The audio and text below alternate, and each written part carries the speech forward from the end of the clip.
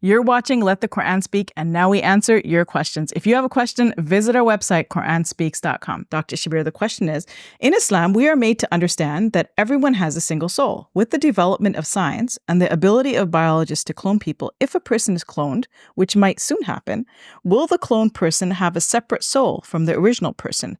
My understanding is that both the clone and the original are technically the same. Yeah. So without commenting so much on the science and the possibility of cloning a person, I mean, whether that's a real possibility or not, just thinking about the theory behind it and what will happen, will this person have a soul? It's an interesting question. Now, in Islamic tradition, it is understood that God breathed into Adam. So God formed him.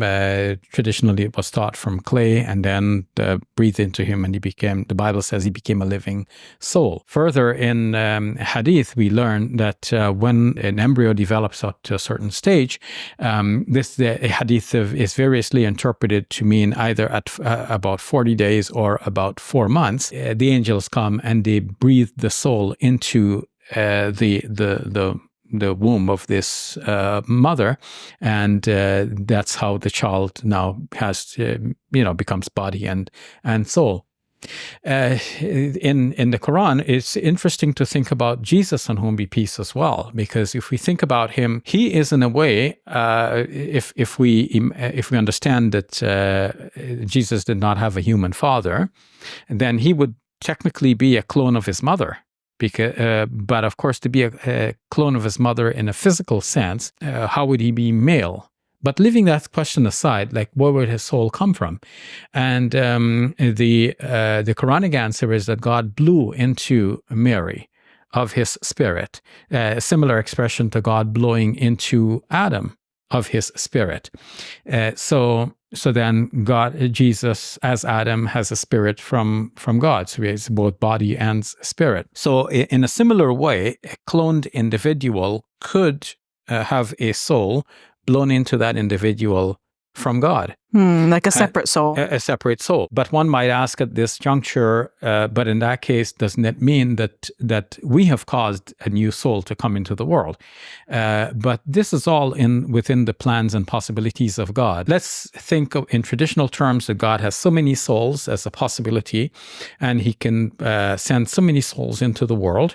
Some souls will be born through the normal and allowable process of a legal marriage, and some will be born through adultery. So the ones who get children through adultery, they're not causing God to bring more souls into the world. God, in his plan, is allowing for so many souls, either through legitimate means or illegitimate means, God will do it. So in a similar way, whether cloning is going to be ruled in the future by Muslim scholars to be permissible in some way or not, that's a separate question. But whether permissible or impermissible as a means, if God blows a soul into the cloned individual, that would not be somebody causing God to do something, that God didn't want to do. It will be within the plan and ambit of God to do that. However, having described all of this from the traditional point of view, my own sense, Safiyyah, is that the soul is something that develops in the human being, starting with the inception of the embryo. Whereas the hadith speaks about this happening at a certain stage. To me, it's at a certain stage when this becomes pronounced, that we call it by a certain name. We call it a ruh.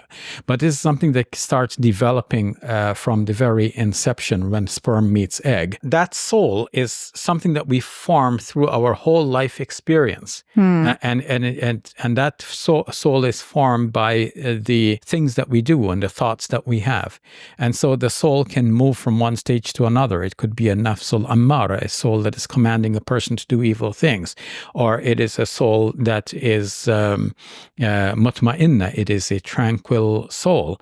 Or it's a soul that is lawama, it is a soul that is, blaming the person. It is a self-conscious soul that is cautioning one when one falls into error. So in that case, cloning the individual means that you are creating another flesh and blood human being, and all by the permission of God, because ultimately he is the only creator, but he's given human beings the knowledge on how to do this. And when that individual's flesh and blood is reproduced, well, then naturally with that flesh and blood comes also the development of the soul along with that individual. And then when you think about cloning anyway, it's not like a fully developed person suddenly comes out of nowhere, right? There's a growth process. Yes. If you can imagine that it would eventually become a human being. Yes, a full-grown human being, exactly. And so with that growth and development will come also the growth and development of that soul that's associated with that individual.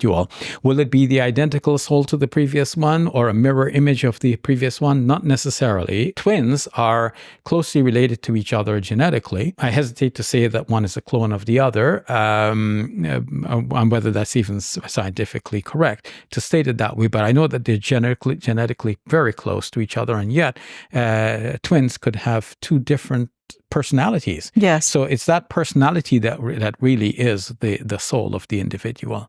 So a cloned individual would have a different personality than the original individual. Thank you for answering a question about, a scientific idea that we don't, it hasn't actually materialized. Yes. And of course, I can't say that's the final imagining. And definitive answer. It's just some thoughts that are prompted by our good viewers out there. All right. Thank you, Dr. Shabir. You're welcome. Assalamu alaikum. Welcome to Muslim Media Hub, the new home of Let the Quran Speak.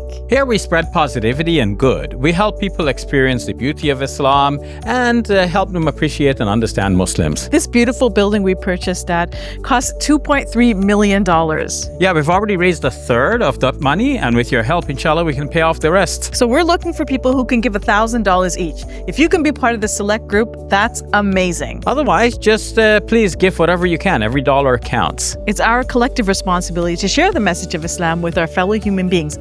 Please help us continue this good work. It's a sadaqah jariyah, something that will continue to be a benefit to the Muslim community long after Safiyyah and I are gone. Please support our work at muslimmediahub.com. Your support is zakat eligible and tax deductible. May Allah bless you and your loved ones today and always. Assalamu alaikum. Assalamu alaikum.